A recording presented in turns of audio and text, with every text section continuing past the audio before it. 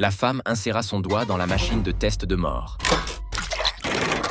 La machine fit aussitôt sortir une carte qui indiquait « vieillesse ». La femme éclata de rire, soulagée. Elle pensait qu'elle vivrait jusqu'à 100 ans, mais elle n'avait pas fait quelques pas que la tragédie frappa. Il s'avéra que « vieillesse » signifiait en réalité qu'elle serait tuée par un vieil homme au volant d'une voiture. Le deuxième testeur était un athlète. La machine cracha alors une carte qui disait « défaillance de parachute ». L'athlète était perplexe. Il avait le vertige. Comment pourrait-il mourir dans un accident de parachute? Mais alors qu'il était encore sous le choc, un parachute s'écrasa de nulle part et le tua sur le coup. Le troisième testeur était un homme d'âge mûr. Sa carte indiquait « ours ». Il y crut sans l'ombre d'un doute. À partir de ce jour, il cessa de manger son miel préféré avec le petit logo d'ours. Avant de manger quoi que ce soit, il vérifiait minutieusement la liste d'ingrédients. Il était terrifié à l'idée de voir quelque chose en rapport avec les ours. Sa femme, qui ignorait tout cela, lui tendit d'un bol de bonbons en forme d'ourson. L'homme fut si effrayé qu'il recula de plusieurs pas. Pour l'aider à se détendre, sa femme organisa une sortie en pleine nature. Mais dès qu'ils arrivèrent dans la nature sauvage, ils entendirent